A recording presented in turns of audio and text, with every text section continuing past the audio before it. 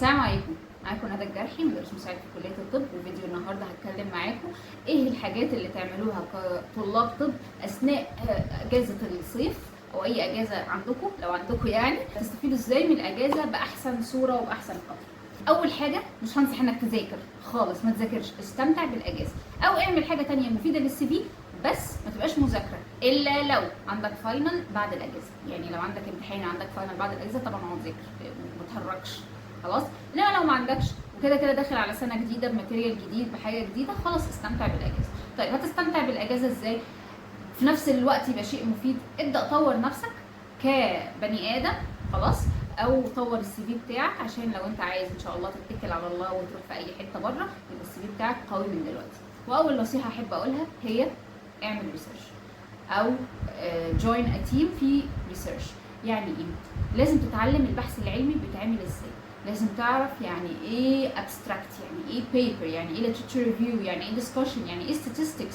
لازم تعرف الحاجات دي، مهمه جدا كدكتور. انت هتقرا papers بعد كده، لازم انت عندك يبقى الاناليتيكال ثينكينج، انه ازاي اعرف البيبر دي حاجه صح حاجه غلط، هم عملوا ايه الستاتستيكال تيست، ازاي اتعملت البيبر دي، هل الميثودولوجي بتاعت البيبر دي كانت مظبوطه ولا لا.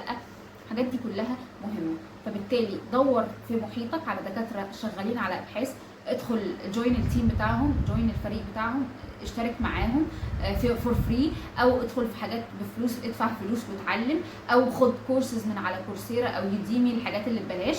هتلاقي بقى حاجات قد كده. انا ممكن احط لكم كذا لينك. في مثلا كورس اسمه ساينتفك رايتنج جميل، في واحد اسمه statistics بالار باين، يعني انا فاكره في حاجات كتير جدا في كورسيرا.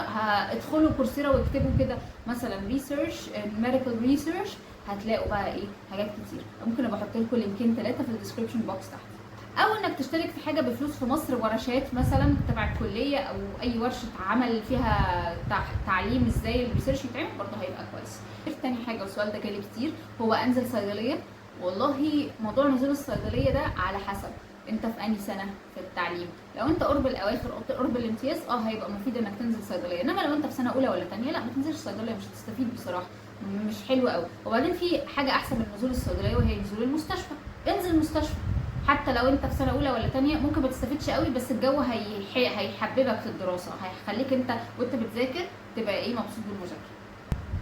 انزل المستشفى اللي انت تبع جامعتك، او قدم على برامج اوبزرفرشيب تبع مثلا السكيمسا بتاعتك، او تبع اي نادي تبع الكليه بتاعتك. روح انزل اتفرج، انزل المستشفى واتفرج. ثالث حاجه وهو العمل التطوعي. العمل التطوعي ممكن يبقى في مصر ومليان بقى، احنا ما عندناش اكتر من الاعمال التطوعيه في مصر، سهل جدا تلاقي فرص. اذا كانت قوافل طبيه، اذا كانت حاجه غير طبيه، انزل عمل تطوعي. العمل التطوعي حلو في السي في، وحلو ليك انت كبني ادم لنفسيتك، وحلو للمجتمع، ما فيهوش ولا عيب بصراحه. فالعمل التطوعي هيبقى حلو، جرب. ممكن بره مصر، ودي في برامج بتبقى فاندد اصلا، يعني انت بتسافر هم بيدفعوا لك جزاء هذا العمل التطوعي، او العكس انت بتدفع عشان تسافر فتشتغل عمل تطوعي، بس ده متاح. اكتب كده travel and volunteer هتلاقي حاجات كتير. في منظمات، واحده اسمها ايزك، واحده اسمها CIEE، في كذا منظمه كده بيبقوا بيراعوا الكلام ده، حاجات تبع اليو ان. فابحث في الموضوع ده. انا بصراحه ما عنديش خبره كبيره في الفولنتير، يعني العمل التطوعي خارج مصر، ولكن موجود. اعملوا سيرش صغير على اليوتيوب هتلاقوا. واخر حاجه اسمها work and travel. work and travel ده عباره عن ايه؟ عباره عن ان انت تسافر وتشتغل بفلوس، وفي نفس الوقت تقدم على برامج لاوبزرفرشيب في مستشفيات بره.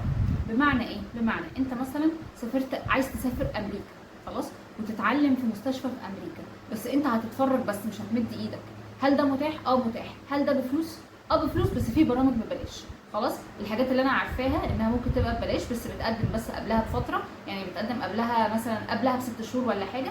ان انت عايز تروح السمر سكولرشيب او السمر اوبزرفرشيب او كده، اللي هو في شهور الصيف، وبتقدم السي في بتاعك وتعمل لهم كفر ليتر ان هم ليه يقبلوا بيك، وبيقبلوك ممكن من غير فلوس. الاماكن اللي انا عارفاها، واحده اسمها تكساس هارت، تاني واحده اللي هي مايو كلينيك وكليفلاند كلينيك، وفي نفس الوقت عشان تصرف على السفريه دي، اللي هو مثلا تذاكر الطيران، المعيشه بتاعتك، الكلام ده، لان انت اللي هو ايه بقى الورك اند ترافل. الورك اند ترافل ده برنامج برضه تبع منظمات ما في امريكا، بتقدم لك فرص ان انت تنزل تشتغل 3-4 شهور، بتبقى معروف ان انت طالب. يعني الكلام ده للطلبه اللي تحت الايه السن بتاع، يعني ستيل كولج ستودنت او هاي سكول، يعني يا اما في كليه يا اما في ثانويه عامه، اللي هو حد ما اتخرجش لسه. تعالى واشتغل 3-4 شهور بتوع الصيف وبعد كده اركب. طبعا الفلوس اللي انت هتحوشها من الورك اند ترافل دول هيساعدوك في مصاريفك، وممكن يساعدوك كمان السنه اللي بعدها ان انت تكرر نفس التجربه تاني. فابدا ابحث عن الحته دي، هتفيدك في السي في في كذا حاجه.